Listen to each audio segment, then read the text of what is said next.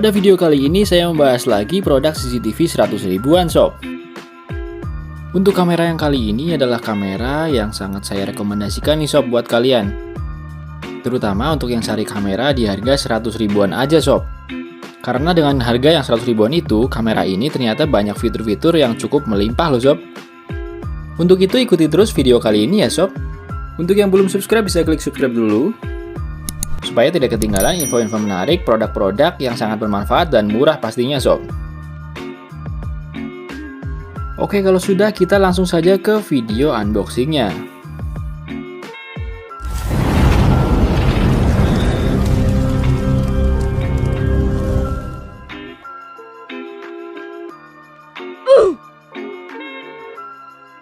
Nah, untuk kardusnya sendiri seperti ini. Ya, untuk di bagian depannya tertulis beberapa fitur-fiturnya ya sob. Di sini tertulis IR card, TF storage, wireless, pen and tilt bisa, terus iPhone monitoring, two-way intercom, Android, smart cloud ya.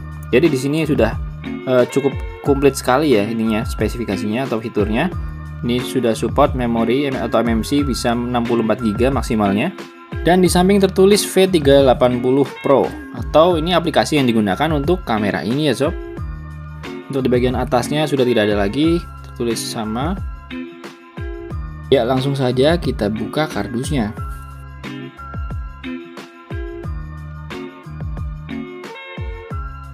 Ya, untuk yang pertama di sini ada kameranya, unit kameranya. Kemudian kita buka tempat plastiknya di sini.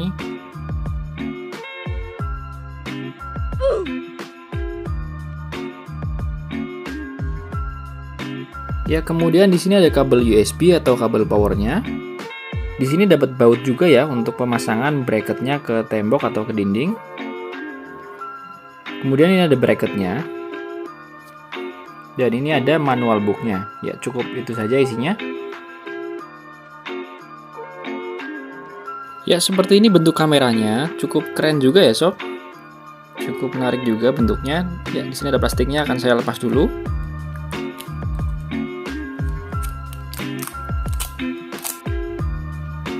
Nah, ini bagian lensanya. Untuk di atas lensa ini ada seperti sensor ya sob. Sepertinya sensor cahaya yang nantinya akan menyalakan inframerahnya secara otomatis kalau kondisinya gelap. Di bagian sini ada mic-nya di bagian bawah, ada mikrofonnya. Kemudian ini seperti speaker ya untuk mengeluarkan suaranya. Ya, untuk di bagian belakangnya ada slot powernya dan ada tombol resetnya di sini ya. Ada tombol resetnya. Untuk di bagian samping kepalanya ini ada slot untuk micro SD-nya ya sob. Dan di bagian atas ini seperti ada bentuk-bentuk seperti jambul gitu ya. Dan di bagian sampingnya ada seperti speaker lagi, lubang-lubang. Nah, untuk di bagian bawah sini untuk penguncian atau tempat posisi bracketnya. Di sini ada barcode-nya juga untuk kita masukkan nanti di aplikasinya ya sob, untuk scannernya. Nah, untuk ini bracketnya. Untuk cara pemasangan bracketnya cukup mudah, cukup kita pasangkan saja di tembok, di bautnya. Kemudian untuk pemasangan ke kameranya tinggal diputar saja. Nah, seperti itu. Jadi bagian bracketnya kita pasang dulu di tembok, lalu kita tempelkan kameranya dan putar saja, nanti sudah mengunci ya sob.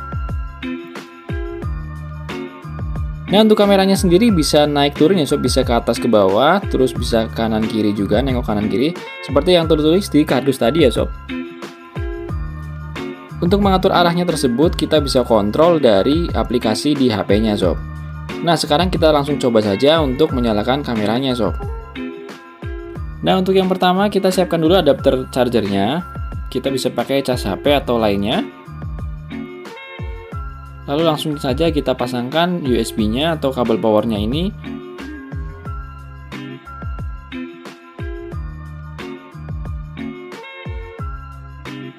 Langsung saja kita pasang kabel powernya ke bagian slot USB di belakang kamera ini.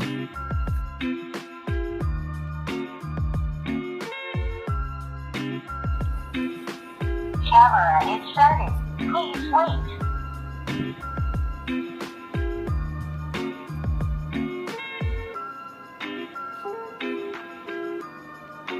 Please scan the QR code on the camera and wait for the connection.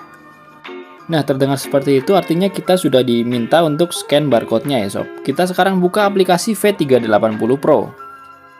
Kemudian kita bisa langsung tekan plus di bagian ini, add device plus. Nah, di sini diminta untuk scan barcode. Kita bisa cek bagian barcode di bawah kamera ini. Kita scan barcode-nya.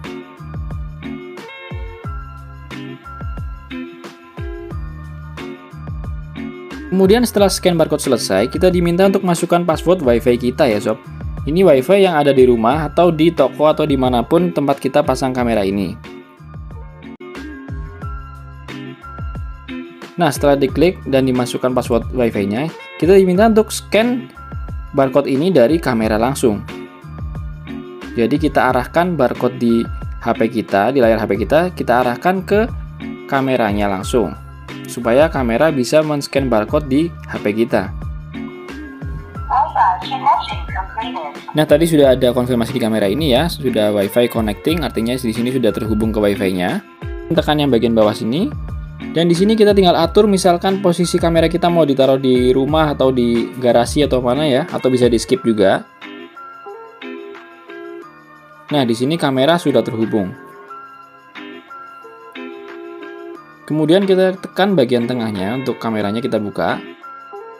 Nah, di sini dia minta password ya, karena untuk keamanan kameranya, karena takutnya ada pengguna aplikasi yang sama bisa masuk ke kamera gitu ya. Jadi di situ kita diwajibkan untuk membuat password. Nah, untuk passwordnya di sini mewajibkan ada huruf besar dan angkanya ya sob. Jadi kita campur antara angka, huruf dan huruf besarnya. Saya contohkan di sini pakai kamera 123. Oke. Nah, ini kamera sudah terhubung atau sudah aktif. Kita bisa atur juga arahnya kanan kiri, atas bawah dan lainnya ya sob. Ini kamera akan mengikuti gerakannya. Untuk kamera dengan harga 100 ribuan ini cukup sangat bagus ya sob hasilnya. Hasil kameranya cukup jernih. Dan yang terpenting kamera ini bisa pantau jarak jauh ya sob. Jadi kamera ini bisa dipantau 24 jam secara real time ya, secara live dari manapun kalian berada. Misalkan kalian lagi berada di luar negeri atau di luar rumah atau di luar kota, itu bisa pantau kamera ini. Yang penting kamera ini harus selalu terhubung ke internet ya sob, atau harus ada terhubung ke WiFi gitu. Untuk fiturnya pun lumayan banyak, di sini bisa zoom in, zoom out juga.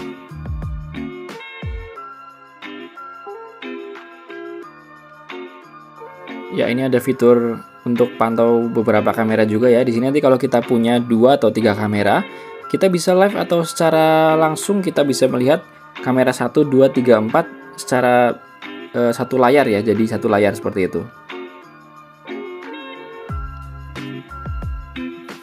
Kemudian di bagian bawah sini ada snapshot atau foto ya untuk memfoto. Kemudian ada record untuk merekamnya. Untuk speak ini untuk kita bicara. Jadi kalau kita mau ngomong supaya keluar dari kamera, kita tinggal tekan speak. Nanti kita tinggal ngomong, otomatis suara kita keluar di kameranya begitu.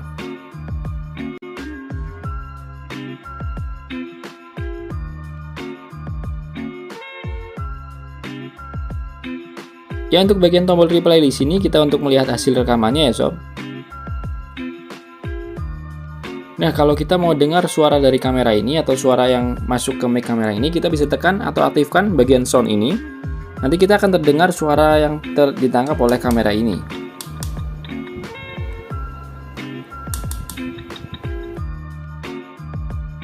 Nah, kemudian kita coba tekan tombol replay. Di sini kita dapat melihat hasil dari videonya.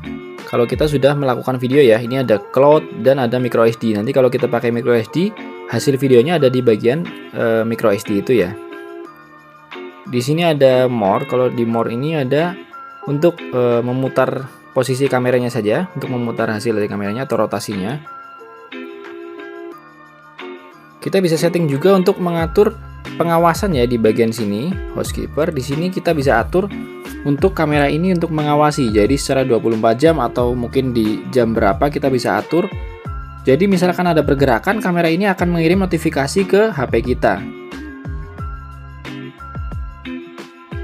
Nah, ini contohnya ada 24 jam atau all day, atau daytime, atau night, atau time setting. Jadi kita bisa atur waktunya jam berapapun kita mau, kita aktifkan sensornya ini gitu ya. Jadi sensor ini untuk memberikan notifikasi ke HP kita kalau di area yang terpantau kamera ini ada pergerakan. Jadi misalkan ada orang masuk nanti otomatis di HP kita ada notifikasi di bagian atasnya.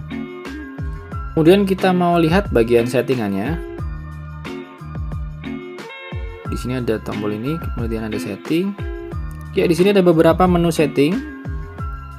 Ada alarm setting juga, ada recording setting. Nah, recording setting ini adalah untuk pengaturan kita akan merekam videonya 24 jam atau hanya saat ada pergerakan gitu ya, atau hanya saat merekam audio saja begitu. Kita bisa juga untuk mengaktifkannya di sini.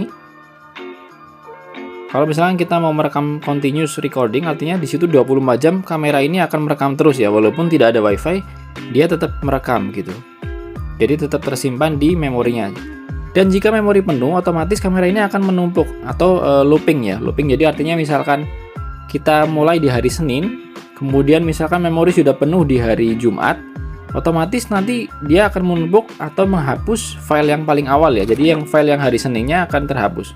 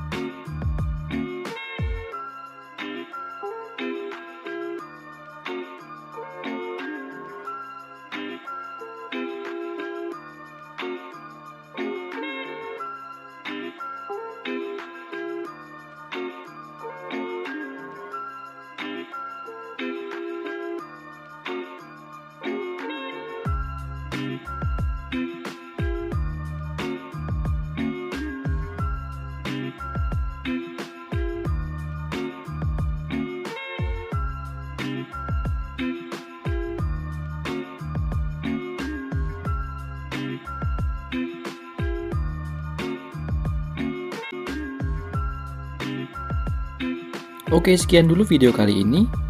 Buat yang berminat bisa cek link di deskripsi ya sob. Nanti saya lampirkan linknya di deskripsi video ini. Jangan lupa pantau terus channel kami, supaya tidak ketinggalan info penting tentang produk murah yang pastinya sangat bermanfaat sob. Buat yang belum subscribe silahkan subscribe dulu, dan sekian, terima kasih.